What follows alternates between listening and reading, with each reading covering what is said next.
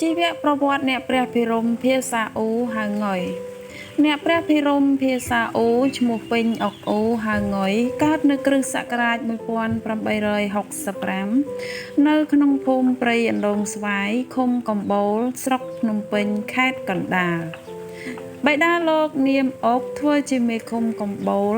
មានគោរមងារជាចៅពញាធម្មរាធាចៅពញាអុកជាប់សាច់ញាតិនឹងម្ចាស់អង្គប៉ុកមាតាលោកនាមអៀងជាបុត្រីរបស់ចៅពញាមកមេឃុំស្ពានថ្មស្រុកខេត្តជាមួយគ្នាមាតានិងបិតាលោកត្រូវជាបងប្អូនជីទូតមួយនឹងគ្នាលោកជាកូនទី2នៅក្នុងគ្រួសារកាលវ័យកុមារលោកបានរៀនសូត្រលេខនិព្វានអក្សរសាស្ត្រនៅក្នុងវត្តបឹងចកភូមិបែកស្គរឃុំបែកចានស្រុកកំណើតរបស់លោកកុមារអុកអូជាក្មេងម្នាក់ឧស្សាហ៍រៀនសូត្រណាស់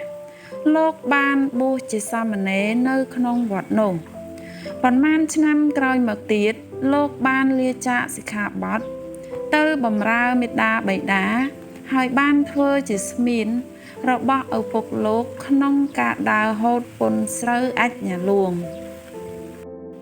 លោកបានអាយុ21ឆ្នាំលោកបានបំពេញឧបជាទានជាភិក្ខុនៅក្នុងវត្តរដែលដោយមានព្រះឧបជានាមសាលនិងលោកគ្រូសូត្រស្ដាំនាមជ្រូកជាកម្មវាចាលោកគ្រូសូត្រឆ្វេងនាមអង្គជាអនុសាវណៈភិក្ខុអូបានរៀនសូត្រធម៌អានិងរៀនប្រែព្រះត្រៃបិដកដំបូងក្នុងសំណាក់លោកអាចារ្យតិតនៅក្នុងវត្តអង្គបឹងចកបន្ទាប់មកលោកបានស្វែងរករៀនវិបស្សនាកម្មដ្ឋានក្នុងសំណាក់លោកអាចារ្យជាច្រើនកន្លែងទៀតលោកបានគង់ក្នុងភ្នោះជាភិក្ខុបាន5ឆ្នាំលោកចេះដឹងល្មមប្រើការបានហើយលោកបានលាចាកសិក្ខាបទមកប្រកបជីវភាពជាគ្រហស្ថវិញក្រោយពេលលោកចាក់ភ្នោះមកលោកបានជួយធ្វើការឪពុករបស់លោកដែលជាមេឃុំដោយមានងារជាក្រុមផងនិងជាស្មៀនផងដល់ពេលស្រុកភ័ណ្ឌប្រែលោកលាឈប់លែងធ្វើការងាររាជការហើយរស់នៅជាកសិករធម្មតាលោកជាអ្នកមានវោហារលេបខាយប្រាជ្ញាវាងវៃចេះចាំរឿងរ៉ាវពីបុរាណទាំងគតិលោកទាំងគតិធម៌ជាច្រើនព្រមទាំងច្រៀងចម្រៀងចេះភ្លេងនិងជាអ្នកច្រៀងសាដៀវយ៉ាងចំណានធ្វើឲ្យកសិករឯទៀតស្រឡាញ់រាប់អានទុកលោកជាអ្នកប្រាជ្ញក្នុងភូមិស្រុកហើយគេនិយមហៅលោកថាភិរមងុយលោកភិរមងុយមានមាឌធំដុសក្បាលពោះកាត់សក់ជ្រងខ្លីតុកពុកមាត់ខាងលើនិយមស្លៀកសំពត់ចងក្បិនពាក់អាវកត្រង់លែវធំពាក់ស្បែកជើងផ្ទាត់និងមួកសំបុកពេលដើរទៅណាមកណាលោកមានបង្វិចនិងឈើច្រត់កាន់ជានិច្ចពេលលោកសូត្រកំណាព្យលោកតែងដេញសាដៀវកំដរសាដៀវរបស់គាត់អាចដោះចេញពីគ្នាហើយដំឡើងបានភ្លាមកាលណាគាត់ត្រូវប្រើពេលណាលោកត្រូវការច្រៀងលោកស្រាយបង្វិចយកឃ្លោកសាដៀវមកផ្លុំមកគុំនឹងឈើច្រត់បានជាដងផ្លែហើយដាក់ខ្សែរួចផ្ទាប់នឹងពោះធ្វើផើតប៉ោងហើយដេញយ៉ាងពិរោះពេលរដូវរំហើយក្រោយពីការងារស្រែចម្ការបានចប់សពគ្រប់លោកតែងត្រូវបានប្រជាជនអញ្ជើញឲ្យទៅច្រៀងឬទេសនាក្នុងពេលមានបុណ្យទានពីភូមិមួយទៅភូមិមួយលោកមិនបានទារប្រាក់កម្រៃឈ្នួលពីប្រជាជនទេប៉ុន្តែដោយសេចក្តីគោរពស្រឡាញ់ប្រជាជនតែងតែប្រមូលបច្ច័យស្រូវអង្ករជូនលោកតាមសទ្ធាពេលធ្វើដំណើរឆ្លងកាត់ក្រុងភ្នំពេញលោកតែងឈប់សុំចតនៅវត្តឧណាឡោមហើយឆ្លៀតពេលនោះដើម្បីពិគ្រោះពិភាក្សាជាមួយសាមណេរភិក្ខុសង្ឃ អំពីបញ្ហាផ្សេងដែលទាក់ទងនឹងព្រះពុទ្ធសាសនាក្នុងការច្រៀងក្តីទេសនាក្តីលោកតែងតែលើកយកបញ្ហាដែលជាបច្ចុប្បន្នភាពក្នុងពេលនោះមកធ្វើជាប្រធានបទដូចជាច្រៀងអំពីការប្រកបរបររកស៊ីធ្វើស្រែចម្ការការជ្រើសរើសគូស្រករភាពក្រីក្រតោកយ៉ាករបស់ប្រជាជននិងមូលហេតុរបស់វាអវិជ្ជាអនក្ខរកម្មរបស់ប្រជាជនខ្មែរភាពស្ពឹកស្រពន់មិនសកម្មស្វាហាប់ខាងធ្វើពលកម្មដាំដុះការបែកបាក់សាមគ្គីឆ្លោះទាស់ទែងគ្នាការបាត់បង់ឯករាជ្យនិងអត្តភាពខ្មែរការរិចរិលនៃវប្បធម៌អក្សរសាស្ត្រខ្មែរជាដើមឡើយកិត្តិស័ព្ទល្បីល្បាញខាងសំនួនវោហារនៃកវីអូបានលើកតខ្ទាទៅដល់ព្រះមហាក្សត្រព្រះករុណាជាម្ចាស់ជីវិតតម្កល់លើត្បូងព្រះស៊ីសុវត្ថិបានត្រាស់ហៅលោកឲ្យចូលគាល់និងច្រៀងថ្វាយព្រះស៊ីសុវត្ថិពេញព្រះទ័យនិងថ្វីមាត់របស់លោកណាស់ទើបឲ្យលោកចូលបម្រើក្នុងក្រុមភ្លេងព្រះបរមរាជវាំងហើយប្រទានងារជាព្រះភិរមភាសាអូប៉ុន្តែដោយនៅពេលនោះមាននាយក្រុមម្នាក់ឈ្មោះអូដែលនោះទើបព្រះស៊ីសុវត្ថិទ្រង់ត្រាស់ឲ្យហៅថាងុយដើម្បីកុំឲ្យច្រឡំគ្នាដូច្នេះបានជាលោកមានឈ្មោះមួយទៀតថាងុយឬក្រុមងុយជាដរាបមកកិត្តិស័ព្ទរបស់អ្នកព្រះភិរមភាសាអូមិនគ្រាន់តែល្បីរន្ទឺនៅក្នុងប្រទេសទេប៉ុន្តែបានសាយភាយដល់ប្រទេសថៃទៀតផងស្ដេចសៀមក្រុមព្រះទម្រង់រាជានុភាពនិងលោកសដេសជាតិបារាំងបានចូលគាល់លួងព្រះស៊ីសុវត្ថិនាពេលដែលប្រគំភ្លេងទទួលភ្ញៀវបរទេសនោះព្រះភិរមភាសាអូហៅងុយប្រគំឈ្នះគេខាងសាដៀវកិត្តិស័ព្ទរបស់លោកបានផ្សាយដល់ស្រុកសៀមស្ដេចសៀមបានធ្វើរាជសារមកសុំអញ្ជើញអ្នកព្រះភិរមភាសាអូទៅច្រៀងថ្វាយនៅក្រុងបាងកកលោកបានធ្វើដំណើរទៅស្រុកសៀមអស់រយៈពេល3ខែហើយទទួលបានសេចក្តីរាប់អានពីសំណាក់ព្រះមហាក្សត្រនិងតន្ត្រីសៀមពេលនោះស្ដេចសៀម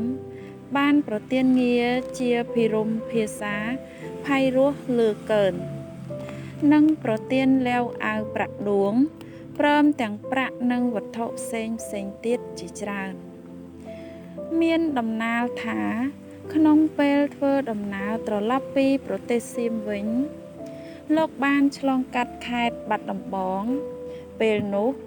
មានអ្នកចម្រៀងមាត់ឯកម្នាក់ឈ្មោះភិរមយូ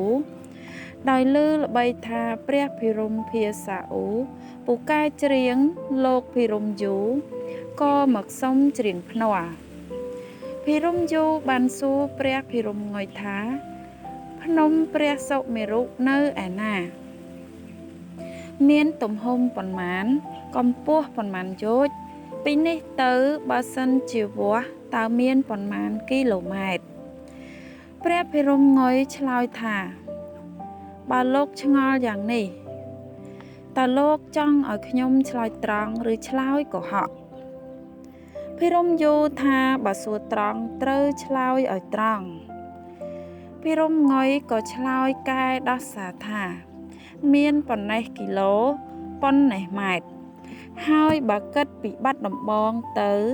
មានចម្ងាយផ្លូវប៉ុណ្ណេះទៀតបើភិរមយូមិនជឿត្រូវទៅមើលចុះភិរមយូព្រមទទួលជឿហើយភិរមងុយក៏សួរវិញថា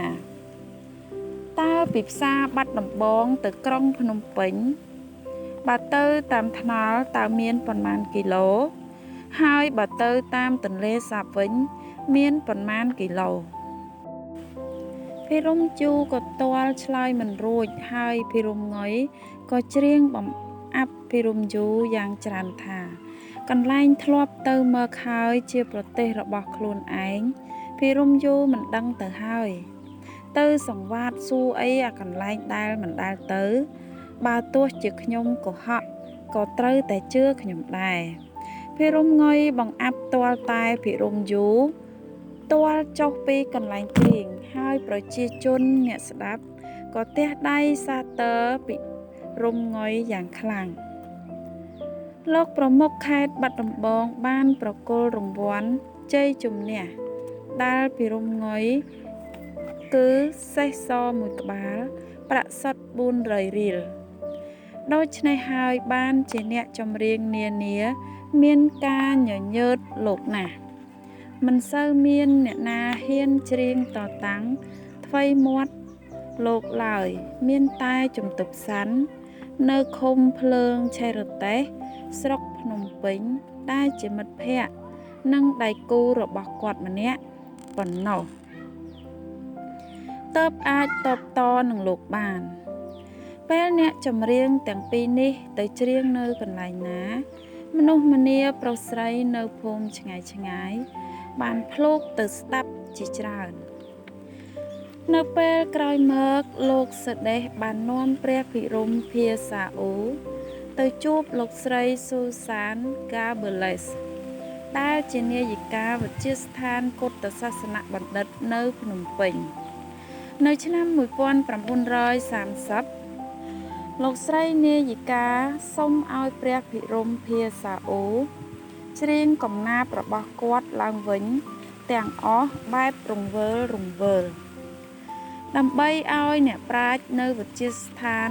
ពុទ្ធសាសនបណ្ឌិតកត់ត្រាទុកជារង្វាន់នៅពេលនោះអ្នកស្រីស៊ុយសានបានឲ្យលោកនៅប្រាក់1រៀលជានិមិត្តរូបនៃការស្រឡាញ់វប្បធម៌អរិយធម៌ខ្មែរដោយចង់រក្សាទុកស្នាដៃនេះឲ្យបានយូរអង្វែងសម្រាប់មនុស្សជំនាន់ក្រោយពុទ្ធសាសនបណ្ឌិតបានចាត់ចែងបោះពុម្ពស្នាដៃរបស់លោកជា4ច្បាប់ហើយក្រោយមកបានបោះបញ្ចូលគ្នាជាមួយច្បាប់វិញតាមពិតស្នាដៃរបស់លោកមានច្រើនប៉ុន្តែគេមិនបានកត់ត្រាព្រោះលោកតាងុយជាកវីដែលបង្កើតស្នាដៃដោយច្រៀងផ្ទាល់មាត់ស្នាដៃរបស់លោកដែលយើងរកឃើញរហូតដល់សព្វថ្ងៃមាន1ច្បាប់ល្បើកថ្មី2ច្បាប់កេរកាលថ្មី3សេចក្តីរំលឹកដាស់តឿន4ច្បាប់ប្រដៅទូមានជនប្រុសស្រី5បណ្ដាំក្រុមងុយក្រៅពីស្នាដៃខាងលើនេះនៅមានស្នាដៃផ្សេងទៀតដែលគេរកមិនឃើញឯកសារសរសេរហើយដែលអ្នកប្រាជ្ញស្រាវជ្រាវពីមុនបានចាត់ទុកថាជាស្នាដៃរបស់អ្នកភិរមភាសាឧដែរគឺចម្រៀងស្ដីអំពីការប្រែប្រួលនៃស្រុកទេសកតញ្ញូកតវេទីត្រៃលក្ខណ៍ចម្រៀងស្រីប្រុសអ្នកព្រះភិរមភាសាអូមានភរិយាឈ្មោះអិនលោកមានបុត្រចំនួន6នាក់សុទ្ធតែប្រុសគឺទី1ឈ្មោះឌួងកូនទី2ឈ្មោះចេងកូនទី3ឈ្មោះចាកូនទី4ឈ្មោះចិនកូនទី5ឈ្មោះចុងនិងកូនទី6ឈ្មោះចៅក្នុងចំណោមកូនគាត់ទាំង6នាក់មានម្នាក់ដែលមានទេពកោសល្យខាងសំនួនវោហាប្រហាក់ប្រហែលនឹងគាត់នោះគឺកូនទី5ដែលគេហៅថាអាចារ្យចុងមានព័ត៌មានខ្លះទៀតថាគាត់នៅមានចៅម្នាក់ទៀតដែលមានវោហាល្បីខាងច្រៀងអាយ៉ៃដែរហើយមានរូបរាងស្គមស្ដើងដែលគេធ្លាប់ឮឈ្មោះថានាយស្លឹកនៅពេលច្រៀងអាយ៉ៃនាយស្លឹកតែងបង្ហាញខ្លួនគាត់ថាស្រុកខ្ញុំនៅខាងលិចពោចិនតុងកូនអាចារ្យចុងចៅអាចារ្យងុយព្រះភិរមភាសាអូទទួលអនិច្ចកម្មនៅថ្ងៃសុក្រ6កើតខែមិគសិពុទ្ធសករាជ2479គ្រិស្តសករាជ1936ក្នុងជន្មាយុ71ឆ្នាំដោយជំងឺទល់លាមក